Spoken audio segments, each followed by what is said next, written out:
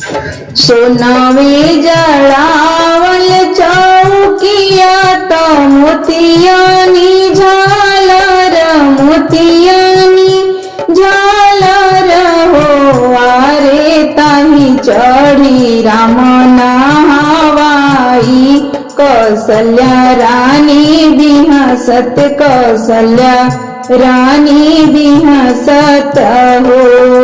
सोनावे जड़ावल चौकिया तो मोतिया ना झालरी मोतिया ना झालरी हो आरे ताही चढ़ी राम नहावाई कौशल्या रानी बिहसत कौशल्या रानी बिहसत हो।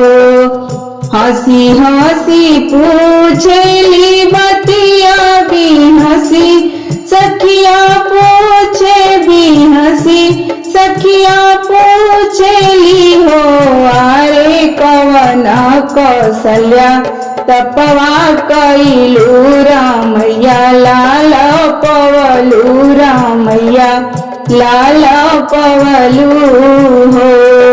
हंसी हंसी पूछेली बतिया बिहसी सखिया पूछे बिहसी सखिया पूछेली हो आरे कवन कौशल्या तपवा कैलू रामैया लाल पवलू रामैया लाल पावेलू हो।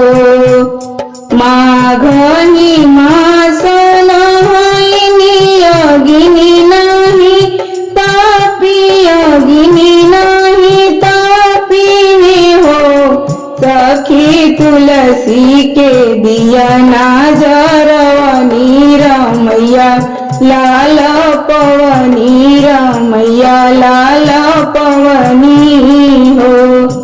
माघनी मास नहाइनी अग्नि नहीं तापी अग्नि नहीं तापी में हो सखी तुलसी के दिया ना जरवनी रामैया लाल पवनी रामैया लाल पाइनी हो।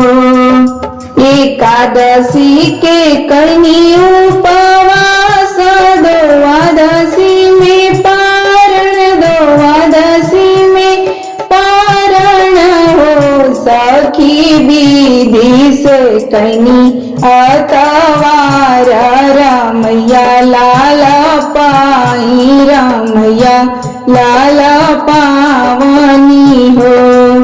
एकादशी के कहीं उपवास द्वादशी में पारण द्वादशी में पारण हो सखी विधि से कहीं अतवार रामैया लाल पाई रामैया लाल पावनी हो। कहाँ में तुलसी के नैहर कहाँ में सासुर हो सखी कहाँ में तुलसी जनमली मलिनिया जड़ रोपेली हो।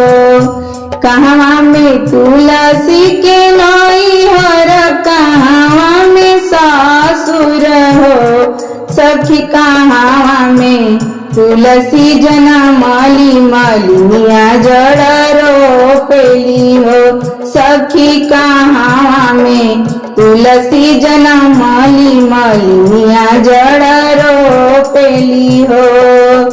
गंगा तीरे तुलसी के नैहर जमुना तीरे सासुर हो सखी कुर खेते तुलसी जनमली मलिनिया जड़ रोपेली हो। गंगा तीरे तुलसी के नैहर जमुना तीरे सासुर हो सखी कुर खेते तुलसी जनमली मलिनिया जड़ रोपेली हो सखी कुर खेते तुलसी जनमली मलिनिया जड़ रोपेली हो। जेठ बैसाख काहे तुलसी तू झरी जालू पाते पाते हो। तुलसी चढ़ते कतिक शीतल छाइया तू पाते पाते हरियर हो। जेठ बैसाख काहे तुलसी तू झरी जालू पाते पाते हो।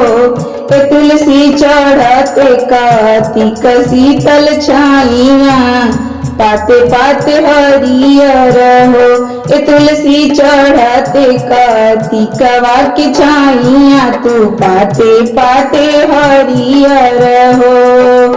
हर घड़ी गंगा जी के पानिया त छलकी आवे हो।